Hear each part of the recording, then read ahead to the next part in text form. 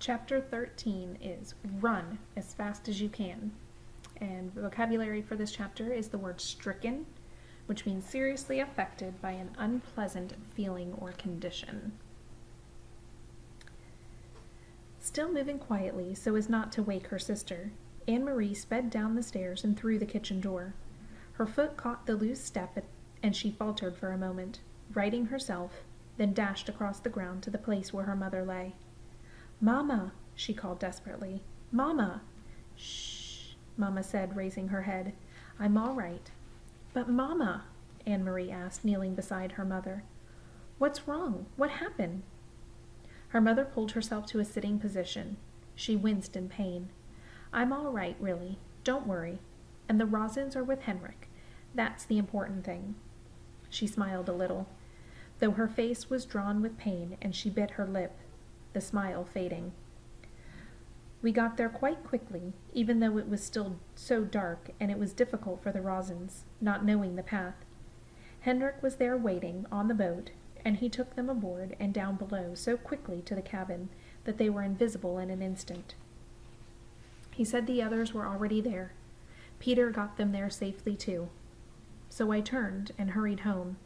I was so anxious to get back to you girls. I should have been more careful." Talking softly, she brushed some grass and dirt from her hands.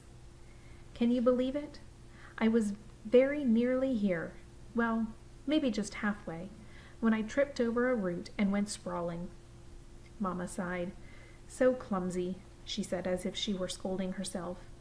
"I'm afraid my ankle is broken." "Thank goodness it is nothing worse. An ankle mends, and I am home, and the Rosins are with Henrik."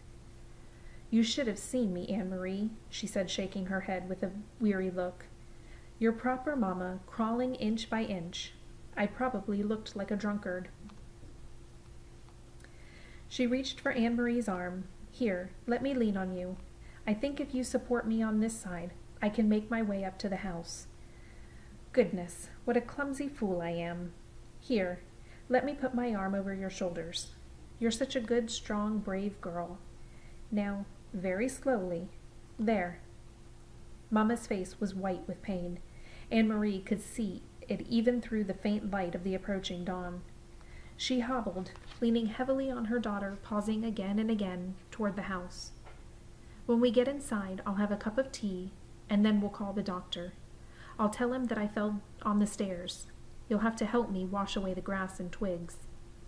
Here, Anne-Marie, let me rest for a minute." They had reached the house, and Mamma sank down on the steps and sat. She took several deep breaths. Anne-Marie sat beside her and held her hand.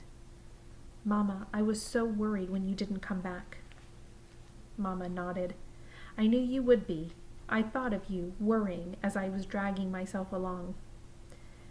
But here I am, safe with you now. Everything is fine. What time is it?"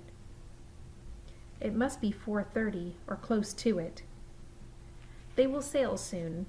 Mamma tucked her head and gazed across the meadow to the sea and the vast sky above it. There were no stars now, only the gray, pale sky with pinkness at its border.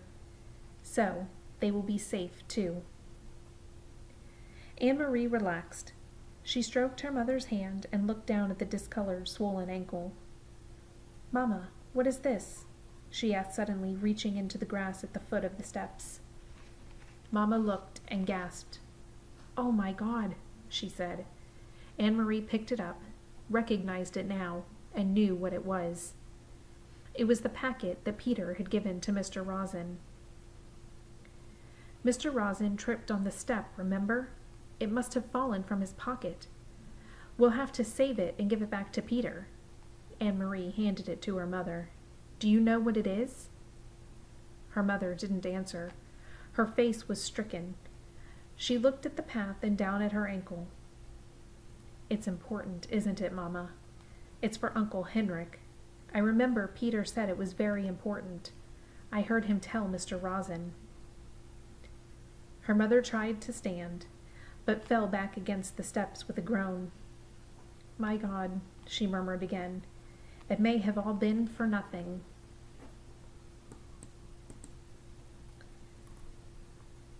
All right. right, so in your journals, I want you to answer the following question.